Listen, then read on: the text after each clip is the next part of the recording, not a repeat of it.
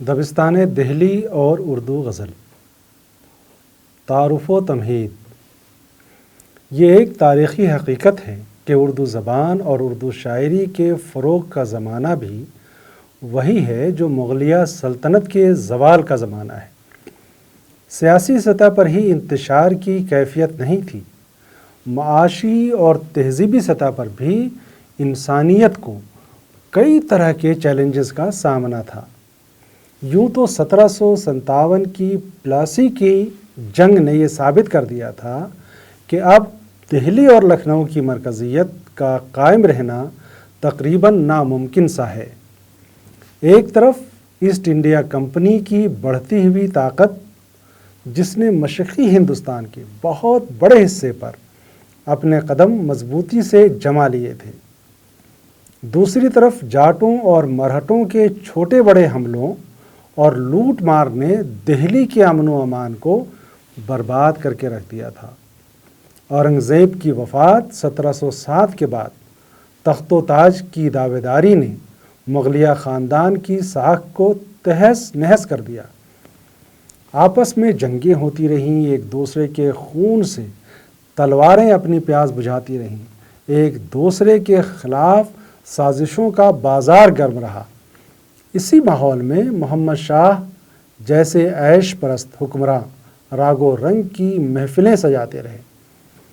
اسی خواب غفلت کے دوران امراء کی سازشیں پروان چڑھتی ہیں، مالوا اور گجرات پر مرہٹے قابض ہو جاتے ہیں۔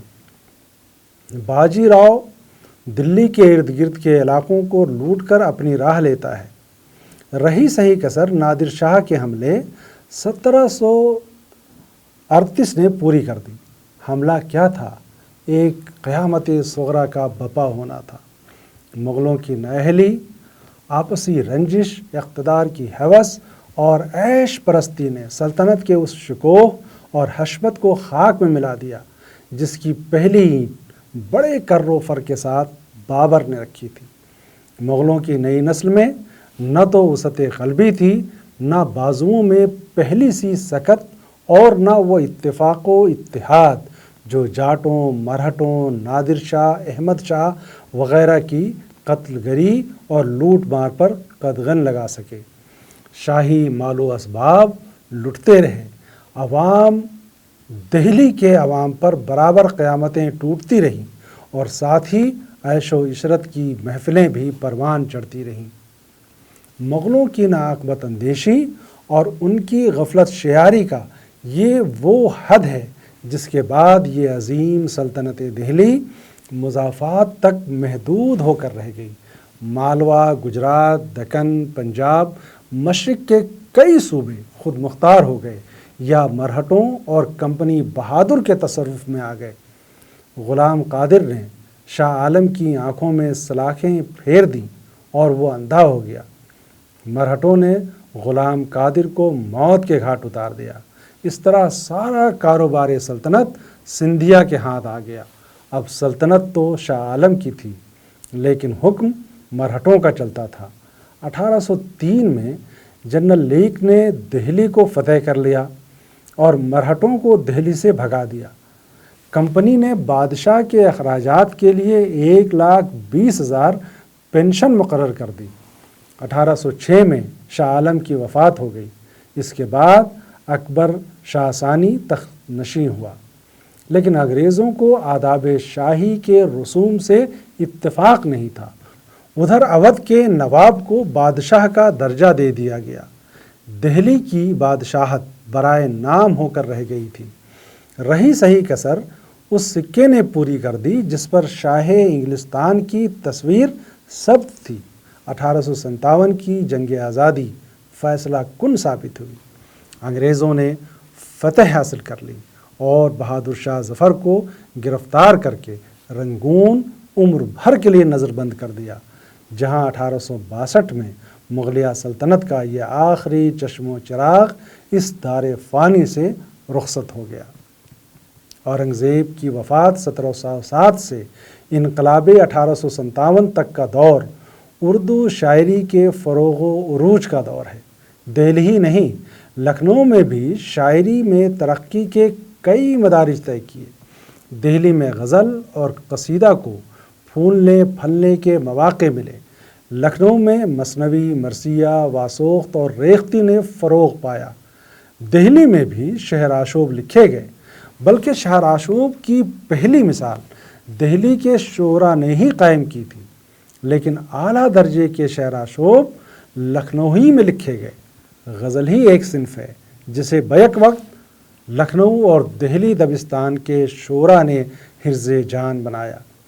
اسالیب غزل میں واضح طور پر ایک تضاد کی صورت نظر آتی ہے، لیکن مضامین غزل میں محض شدت اظہار کے اعتبار سے فرق محسوس کیا جا سکتا ہے۔ مصفی، آتش اور ناسخ نے لکھنؤ میں غزل کی فضا کو قائم رکھا اور دہلی میں شاہ نصیر، ذوق، مومن اور غالب نے غزل کو متنوع رنگوں سے آراستہ کیا۔ سبق کا مقصد: اردو کی تاریخ میں لکھنؤ دبستان کے علاوہ دہلی دبستان کو بھی خاص اہمیت حاصل ہے۔ ان دبستانوں کے پیچھے کون سے تاریخی محرکات کار فرما تھے اور ادب کے ارتقاء میں ان کا کیا حصہ ہے، ان سوالات پر غور و خوض کرنے کی ضرورت ہے۔ ہمارے طلباء کی معلومات کے لیے درج ذیل عناوین قائم کیے گئے ہیں۔ پہلا، معاشی اور تہذیبی سطح پر دہلی کی بدحالی۔ دوسرا دہلی کی شاعری جعفر زٹلی سے متاخرین تک۔ تیسرا، دبستان دہلی کی لسانی و شعری خصوصیات۔ معاشی اور تہذیبی سطح پر دہلی کی بدحالی۔ اورنگزیب کی وفات 1707 اور پھر پلاسی کی جنگ 1757 کے بعد شمالی ہندوستان کے بیشتر علاقے اندرونی اور بیرونی حملہ آوروں اور لٹیروں کے باعث زبردست بحران کا شکار ہوتے رہے۔ لوٹ مار نے دہلی والوں کو کنگال کر دیا، انہیں بار بار ہجرت کرنی پڑی اور بارہا اجڑے ہوئے گھروں کو بسانا پڑا۔ تجارت پیشہ، ملازمت پیشہ، گھریلو صنعت کار اور کارخانہ دار ہی نہیں، معزز ترین شرفاء و روسا کو بھی بے بسی و تنگ دستی کا سامنا تھا۔ ہر طرف غیر یقینی اور طوائف الملوکی کا عالم تھا۔ باہر کی دنیا میں یکسوئی تھی اور نہ ذہنوں کی یکسوئی برقرار تھی۔ اقتصادی حالات کی ابتری اور انتظامی امور میں بدنظمی نے روزمرہ کی زندگی کے معمولات اور امن و امان کو تہس نہس کر دیا۔ کسی کو کسی کا خوف تھا نہ ڈر۔ عوام الناس ایک دوسرے کو لوٹنے کے درپے تھے۔ خود فوجی اور سپاہی موقع پا کر چوروں اور ڈکیتوں کا بھیس بدل لیا کرتے تھے۔ بازار میں خرد و نوش کی اشیاء کا قحط تھا۔ دکانداروں نے لٹیروں اور ڈکیتوں کی ڈر سے دکانوں پر قفل لگا دیے تھے۔ جو چیزیں بازار میں دستیاب تھیں ان کے دام کا کوئی ٹھکانہ نہ تھا۔ ایسے ماحول میں عزت و ناموس کے تحفظ کا کوئی ضامن نہیں تھا۔ نہ تو بادشاہ میں انتظامی صلاحیت تھی اور نہ انتظامیہ اور عدلیہ پر اس کی گرفت تھی۔ خزانہ خالی تھا۔ ہجرت کی راہ ہی نجات کے مماثل تھی۔ غریب امیر جسے جو راہ ملتی وہ ادھر کو چل پڑتا۔ ان مہاجرین اور در بدر کی ٹھوکریں کھانے والوں میں شعراء اور مختلف فنون اور صنعتوں کے ماہرین بھی تھے۔ کسی نے فیض آباد اور لکھنؤ کو آباد کیا، کسی نے رامپور اور عظیم آباد کی طرف کوچ کی۔ ان میں میر تقی میر اور سودا کے علاوہ انشا اور مصفی بھی تھے۔ تاریخ نے ایک عظیم تہذیبی زوال کی داستان ہی رقم نہیں کی۔ تہذیبی زوال وسیع تر اخلاقی زوال کے ساتھ مربوط تھا۔ اکثر شعراء نے شعر آشوبوں میں اس تہذیبی اور اخلاقی زوال کو موضوع بنایا ہے۔ اورنگزیب کی وفات کے بعد ہی دہلی کی مرکزیت ٹوٹنے لگتی ہے۔ شعراء اس بحران سے صرف نظر نہیں کر سکتے تھے۔ انہوں نے اپنے دل کے پھپھولے اور ان آشوبیہ نظموں میں خوب کھولے اور تاریخ کے اس دورانیے کو ہمیشہ ہمیشہ کے لیے لفظوں میں محفوظ کر دیا۔ دہلی پر قبضہ کرنے کے بعد یہاں کی خون رنگ صورتحال کا ایک نقشہ ایک انگریز مصنف رابرٹس نے اس طرح کھینچا ہے: ہم صبح کو لاہوری دروازے سے چاندنی چوک میں گئے تو ہم کو شہر حقیقت میں مردوں کا شہر نظر آتا تھا۔ کوئی آواز سوائے ہمارے گھوڑوں کی ٹاپوں کے سنائی نہیں دیتی تھی، کوئی زندہ آدمی نظر نہیں آیا، سب طرف مردوں کا بچھونا بچھا ہوا تھا جس میں حالت نزع کی ہر وجہ نظر آتی تھی۔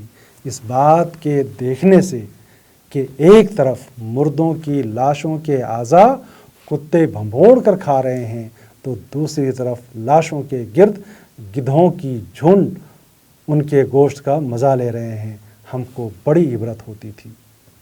جعفر زٹلی وہ پہلا شاعر ہے جس نے پہلی بار اپنے دور کے سیاسی اور اخلاقی خلفشار کو بڑی بے باکی کے ساتھ زبان دی ہے، جس میں عبرت کے کئی پہلو مضمر ہیں۔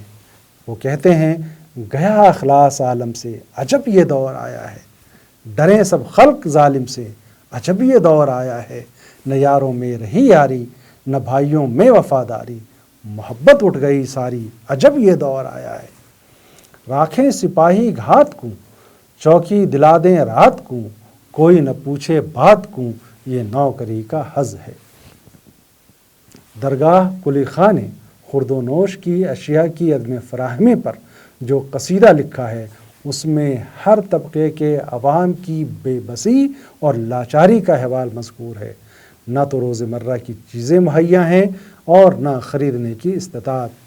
کہتے ہیں: غنی فقیر سبھی مبتلا برنج برنج، دھیان ہوش نہیں ہے کسی میں سب مضطر، نکل گیا ہے رئیسوں کا بھی پلیتھن اب، تلاش دل اڑاتے ہیں دوڑتے گھر گھر، نہ دیکھی خواب میں ہرگز کسی نے ترکاری، چنے کا ساگ کبھو ارکر کبھو گاجر۔ اشرف علی فغاں کی حجب رام نارائن دراصل ایک شعر آشوب ہی ہے جس میں قحط سالی کو موضوع بنایا گیا ہے۔ اس آشوبیہ نظم میں ردیف ہی فاقہ ہے۔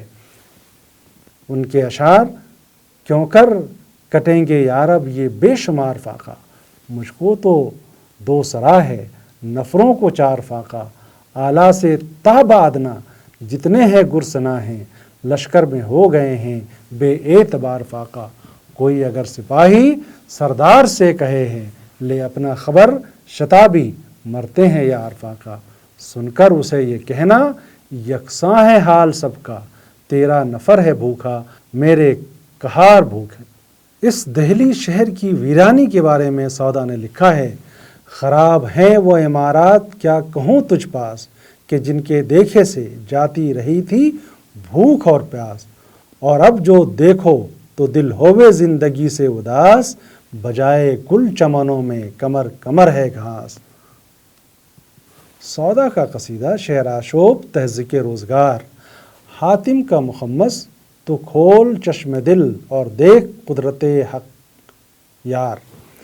قائم کا مخمس کیسا یہ شہ کے ظلم پر اس کی نگاہ ہے۔ مرزا جعفر علی حسرت کا مخمس در احوال جہان آباد، جس میں احمد شاہ ابدالی کے ظلم و ستم کا بیان ہے۔ جرأت کا مخمس ترجیباً مصفی کا قصیدہ نایاب ہے طالب ہی زمانے میں وگرنہ۔ اسی طرح یہ سلسلہ 1857 کے سانحہ عظیم تک پہنچتا ہے جو دلی کی بربادی کا نقشہ ہی نہیں پیش کرتا۔ اس سانحہ عظیم نے شعراء کے اسالیب پر کیا اثر قائم کیا، اور لکھنوی شعراء کے مقابلے میں ان کی غزل میں درد و کرب کے مضامین کی کثرت کیوں ہے؟ ایسے سوالات کے جواب بھی فراہم کیے۔ دلی کی شاعری جعفر زٹلی سے متاخرین تک۔ نور الحسن ہاشمی نے دلی کے دبستان شاعری کے 6 ادوار قائم کیے۔ پہلا دور، یہ دور سراج الدین علی خان، ٹیک چند بہادر اور جعفر زٹلی سے وابستہ ہے۔ ابھی دہلی میں ولی کا ورود نہیں ہوا تھا۔ فارسی شاعری کی روایت تو قائم تھی، لیکن اردو شاعری نے اپنے ابتدائی ایام میں تھی۔ بحر و وزن میں سلیقہ تھا، نہ تلفظ کی طرف توجہ تھی اور نہ نظام بلاغت و بدیع کا علم تھا۔ اگر علم تھا بھی تو اردو شاعری میں اس کے اطلاق کی कोई सूरत वाज़ेह न थी। दूसरा दौर, शाह हातिम, आबरू, मजमून, शाकिर, यकरंग वगैरह इस दौर के अहम शोरा हैं। वली की ज़बान, वली की शायरी उनके लिए एक बेहतरीन मिसाल थी। वली से शेरी ज़बान की लताफत का तसव्वुर अख्ज़ करने के बावजूद वली की जमालियाती बसीरत, बेतकल्लुफ़ाना तशबीह साजी और इस्तिआरा साजी के खल्लाकाना अमल से कोई सरोकार नहीं रखा। उन्हें रियायत लफ्ज़ी के एहतमाम से ख़ास रग़बत थी। ये पूरा दौर उन शोरा के उस ख़ास रुझान का आइनादार है जिसे इल्हाम गोई से मंसूब किया जाता है। तीसरा दौर, शाह हातिम, मज़र जान जाना, सौदा, मीर हसन, सोज़, ख्वाजा मीर दर्द वगैरह से इबारत है।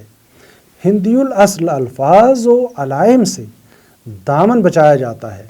शाह हातिम मतरूकात की फ़हरिस्त तैयार करते हैं।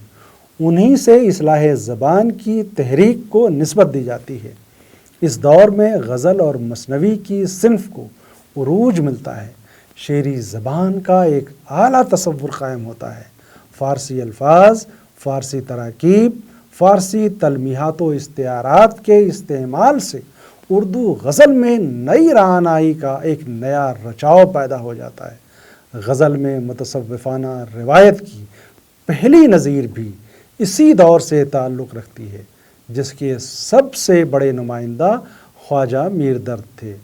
आवाज़ में तमकनत आमेज़ बुलंदी के तजर्बे से सौदा की गज़ल मुतारिफ़ कराती है और गमे ज़ातो कायनात को एक दूसरे में हल करने की जिस सूरत में मीर तक़ी मीर की गज़ल में साबक़ा पड़ता है, ये भी एक नया तजर्बा था जिसने बाद अज़ां एक मुसलसल रिवायत की शक्ल अख्तियार कर ली। नूरुल हसन हाशमी ने उसे इंशा, मुसफ़ी, रंगीन और जुरत से वाबस्ता किया है। मुसफ़ी अपनी दहलवी रिवायत पर कमर बस्ता रहते हैं, लेकिन दूसरे शोरा के तसव्वुराते हुस्न व इश्क में न तो पाकीज़गी नफ्स कायम रही और न जज्बों के इजहार में सदाकत। वारदात क़ल्बी की बजाय मुबालगा और गुलू के रुझान को फ़रोग़ मिलता है। बाज़ारीपन, सूक़ियत, इब्तिज़ाल उनके शेरी उसलूब की ख़ास पहचान है। पाँचवां दौर, उसे दौर मुतवस्सितीन भी कहा जाता है, जो आतिशो नासिख से इबारत है। नासिख की गज़ल तकल्लुफ़ात शेरी से आरास्ता उसलूब की हामिल है। आतिश की गज़ल अपनी कलंदराना शिकोह से पहचानी जाती है। नासिख और आतिश दोनों का वतन मौलूद फैज़ाबाद था, लेकिन आतिश के वालिद दिल्ली से आकर फैज़ाबाद में बस गए थे, जहाँ आतिश की विलादत हुई।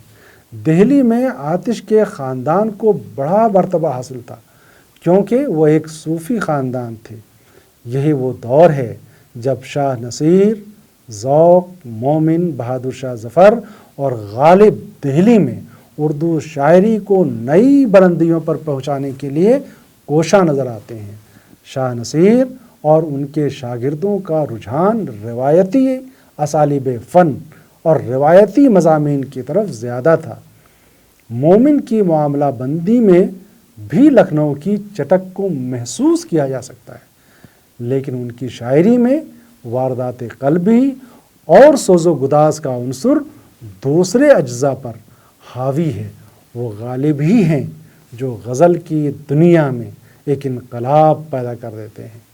पहली बार हम एक ऐसे शायर से मुतारिफ़ होते हैं जिसकी शायरी महसूस ख़याल की शायरी है।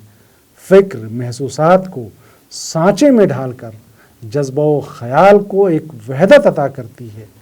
पहली बार उर्दू गज़ल में फ़लसफ़ियाना आहंगियों को राह मिलती है और इदराके हकीकत की नित नई शक्लों से हम दो चार होते हैं।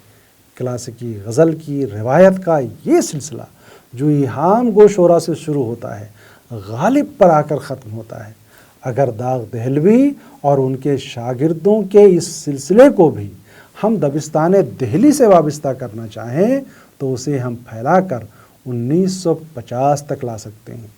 لیکن دبستان دہلی کے قیام کے پیچھے جن تاریخی اور تہذیبی محرکات کا دخل تھا وہ سلسلہ 1857 پر آ کر اختتام پذیر ہو جاتا ہے۔ دبستان دہلی کی شعری اور لسانی خصوصیات۔ دہلی ایک شہر ہی نہیں، ایک عظیم تہذیبی مرکز تھا۔ تاریخی اعتبار سے بھی اس کا درجہ دوسرے دیگر شہروں کے مقابلے میں بہت بلند تھا۔ کھڑی بولی کا یہ مسکن و مولد تھا جس کی کوکھ سے اردو کا جنم ہوا۔ کھڑی بولی اردو کی ماں ضرور ہے، لیکن اردو کھڑی بولی کی مجھی ہوئی شکل ہے جس نے بہت جلد ایک مہذب زبان کی حیثیت سے تحریر و تقریر پر اپنا سکہ بٹھا دیا۔ اردو شاعری نے اردو زبان کو اور زیادہ سنوارا، نکھارا اور اسے قابل بنا دیا کہ عظیم شاعری کا تصور اس سے وابستہ کیا جا سکے۔ اگر اردو زبان میں یہ قوت نہ ہوتی تو میر کا تصور کیا جا سکتا تھا اور نہ غالب و اقبال کا۔ تاریخ نے ہمیشہ دہلی کو بڑی بڑی آزمائشوں میں ڈالا۔ کئی حملے ہوئے، کئی بار لوٹ مار ہوئی، ہزاروں ہزار مرتبہ دلی کا امن و امان تہس نہس ہوا۔ کیا غریب، کیا امیر، کیا سنا، کیا شاعر، ہجرتیں سب کا مقدر تھیں۔ جہاں ذہنی یکسوئی نہ ہو، خوف و خطر سروں پر ہمیشہ منڈلاتا ہو، وہاں طرب انگیز نغموں کا گزر کہاں۔ جہاں قدم قدم پر خون کی بارش ہو رہی ہو، جہاں زندگی سب سے مہنگی اور موت سستی ہو، جہاں کوئی کسی کا پرسان حال نہ ہو، فن کی قدر نہ ہو، فنکار کی کوئی منزلت نہ ہو، ایسے ماحول میں شعرا کا رد عمل یا تو متصوفانہ فکر کی شکل میں ظاہر ہوتا ہے یا طنز اور حجو اور تلخی زبان کی شکل میں۔ درد و کرب کے جذبات، سوز و گداز کی کیفیت شعری زبان میں ڈھل جاتی ہے، لفظ خون چشیدہ ہو جاتے ہیں، مایوسی اور نامرادی کا رنگ بساط شعر پر محیط ہو جاتا ہے۔ یہ بھی ہوتا ہے کہ شعرا کا رجحان اخلاقی مضامین کی طرف ہو جاتا ہے، ان کے خیالات میں گہری سنجیدگی اور جذبوں میں پاکیزگی اپنا اثر دکھانے لگتی ہے۔ میر کے کلام میں دل کی گہرائیوں سے نکلی ہوئی اس آواز کو محسوس کیا جا سکتا ہے جس میں گہرا تناؤ اور تیکھا پن ہے، جو خون میں لتھڑی ہوئی جیسے سارا دلی کا کرب اس میں سمٹ آیا ہے۔ میر کے کلام میں آگ، آتش، دھواں، داغ، خون، لہو جیسے الفاظ کی بنیاد پر جو بہہ کر خلق ہوئے ہیں، دراصل دلی کے المناک تجربوں کو اسی شدت کے ساتھ دوسرے کے تجربے کا حصہ بنانا ان کا مقصود تھا۔ چند مثالیں دیکھیں۔ کیا جانیے کہ چھاتی جلے ہے کہ داغ دل، شاید کہیں ہے آگ لگی کچھ دھواں سا ہے، دھوپ میں جلتی ہیں غربت وطنوں کی لاشیں، تیرے کوچے میں مگر سایہ دیوار نہ تھا، اشک آنکھوں میں کب نہیں آتا، لہو آتا ہے تب نہیں آتا۔ جہاں تک فکر انگیز اور زندگی کے گہرے تجربات سے مملو شاعری کا سوال ہے، میر نے بڑی سادگی اور صفائی کے ساتھ فکر کو نغمے میں بدل دیا ہے۔ میر نے زندگی یا ذات آدم یا موت اور بے ثباتی کے موضوع پر جو مضامین باندھے ہیں ان میں وجود کے تجربے کی جھلک ملتی ہے۔ اسے تجربہ کہیں یا شاعر کا ذہنی و جذباتی رد عمل، میر کی سوگواری کہیں ان کا پیچھا نہیں چھوڑتی، اسی لیے ان کی آواز کا سر بہت اونچا نہیں ہوتا اور نہ برہمی غصے میں بدلتی ہے، بلکہ وہ یہ کہتے ہیں لے سانس بھی آہستہ کہ نازک ہے بہت کام، آفاق کے اس کارگہ شیشہ گری کا، فکر معاش یعنی غم زیستہ بکے، مر جائیے کہیں کہ ٹک آرام پائیے، مت سہل ہمیں جانو پھرتا ہے فلک برسوں، تب خاک کے پردے سے انسان نکلتے ہیں۔ خواجہ میر درد، فغان، سودا، مرزا مظہر جان جانا، آبرو وغیرہ کے کلام میں بھی انقلابات زمانہ کا عکس دیکھا جا سکتا ہے۔ یہاں بھی چمن، باغ، بہار، خزاں کے استعاروں کے پردے میں جگ بیتی کو زبان دی گئی ہے۔ مثالیں ملاحظہ کریں۔ مظہر جان جانا کہتے ہیں، یہ حسرت رہ گئی، کیا کیا مزے سے زندگی کرتے، اگر ہوتا چمن اپنا، گل اپنا، باغباں اپنا۔ اور حاتم لکھتے ہیں، نہ نکلا کام کچھ اس صبر سے اب نالہ کرتا ہوں، میری فریاد ہی شاید میری فریاد کو پہنچے۔ طابع کا یہ شعر، خزاں تک تو رہنے دے صیاد ہم کو، کہاں یہ چمن پھر کہاں آشیانہ۔ اور شاہ حاتم لکھتے ہیں، رات میرے فغان و نالے سے ساری بستی نہ رات بھر سوئی۔ سودا کا یہ شعر، فکر معاش و عشق بتاں یادیں رفتگاں، اس زندگی میں اب کوئی کیا کیا کرے۔ اور میر سوز، رات کو نیند ہے نہ دن کو چین، ایسے جینے سے اے خدا گزرا۔ یا درد کا یہ شعر، زندگی ہے یا کوئی طوفان ہے، ہم تو اس جینے کے ہاتھوں مر چلے۔ متصوفانہ رجحان کی سب سے یہ نمایاں مثال خواجہ میر درد کی شاعری ہے۔ ایک مشہور مقولہ ہے کہ تصوف برائے شعر گفتن خوب است۔ اردو شعراء نے یہ روایت فارسی سے اخذ کی اور تصوف کے علم سے بھی مستفیض ہونے کی کوشش کی، لیکن عملاً صوفی و صافی بہت کم تھے۔ آبرو، مضمون، یقین، یکرنگ، حاتم وغیرہ کے علاوہ ولی و سراج اور پھر میر و سودا وغیرہ کے یہاں متصوفانہ مضامین کی افراط ہے۔ سراج اورنگ آبادی اور خواجہ میر درد عملاً صوفی تھے۔ میر تقی میر کے والد عملاً صوفی تھے اور ان کے کئی معتقد بھی تھے۔ دہلی کے شعراء میں متصوفانہ رجحان کے فروغ کے پس پشت تاریخی محرکات کار فرما تھے۔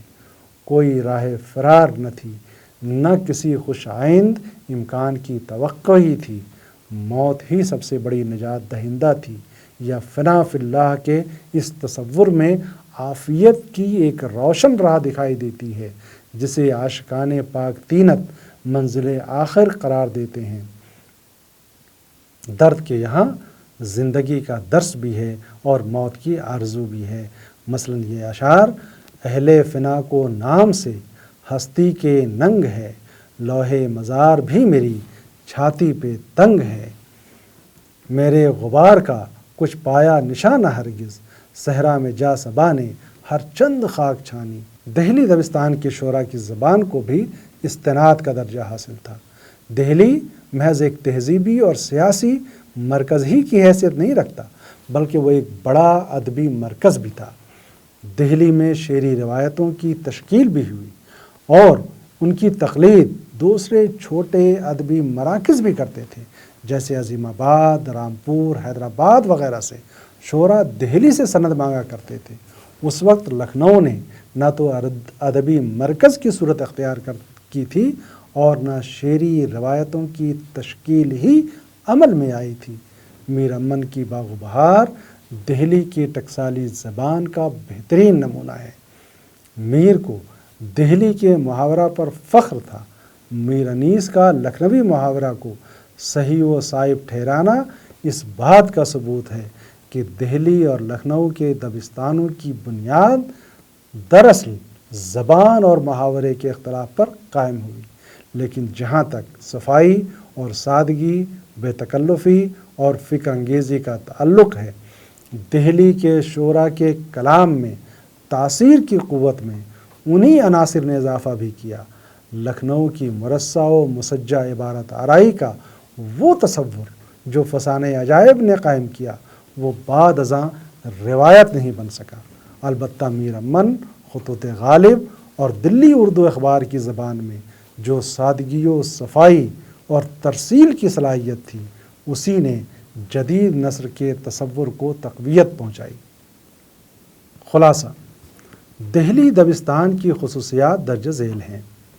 یہاں کے شعراء کے کلام میں سوز و گداز کی کیفیت پائی جاتی ہے۔ تاریخی حالات کے تحت جن تجربات سے شعراء گزرے تھے، ان کا احوال ان کی شاعری میں ملتا ہے۔